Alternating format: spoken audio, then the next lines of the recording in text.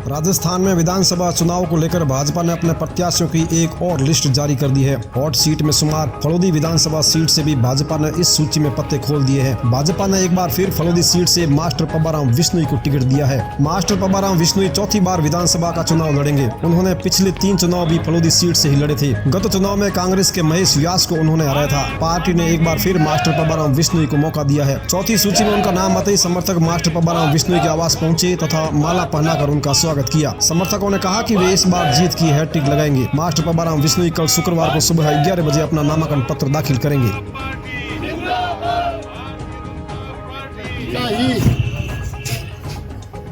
ऐसा मानना है कि भी ये मास्टर इस योग्य है कि इस विधानसभा का प्रतिनिधित्व कर सके। तो मैं पार्टी का बहुत बहुत आभारी हूँ। हम तो संगठन के लोग हैं और जो जिस रूप में भी पार्टी का मैं काम में लेना चाहती है उस रूप में हम लोग तैयार हैं। ठीक है, हमें टिकट दिया, चुनाव लड़ने के लिए कहा गया। पार्टी ने चौथी बार मेरे ऊपर विश्वास किया।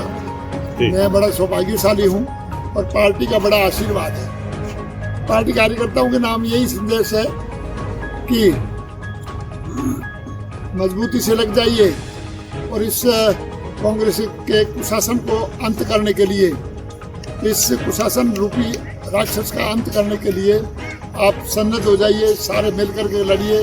अनेक तरह के प्रलोभन आएंगे, अनेक तरह के विचलन आएंगे, परंतु उसके अंदर विचलन के अंदर बहाव में नहीं पड़ना है और मजबूती के साथ में राष्ट्रवाद के प्रति अपने आप को समर्पित करते हुए भारतीय जनता पार्टी को जिताने का संकल्प लें। साथ ही नरेंद्र मोदी जी के इस नेतृत्व के अंदर हम ये सीट भी उनकी झोली में डालें, ऐसा हम आह्वान करते हैं पार्टी कार्यकर्ताओं तो ऐसे।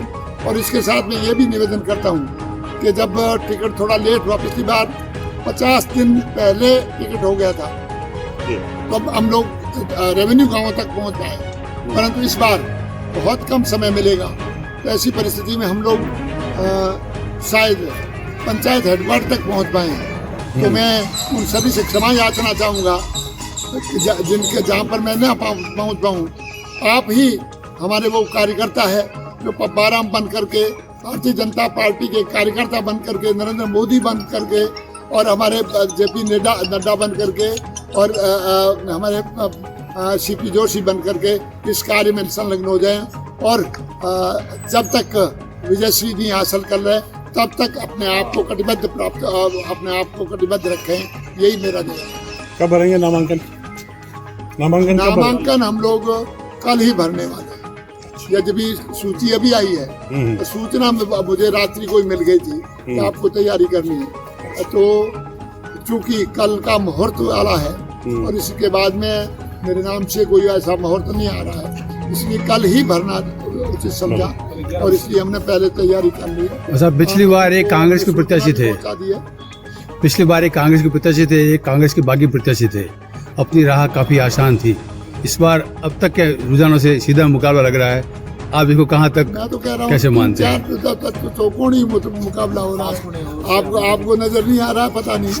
पर अगर सीधा मुकाबला भी होगा तो भी कोई तरह के हमारा आम जन तक संपर्क है। हम एक व्यक्ति तक संपर्क है, ढाणी और गांव तक संपर्क है और वो संपर्क मेरी ताकत है।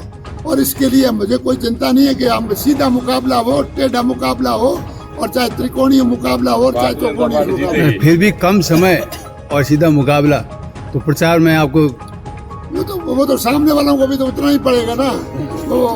वो सामने वाले कौन से हेलीकॉप्टर लेकर घूमेंगे।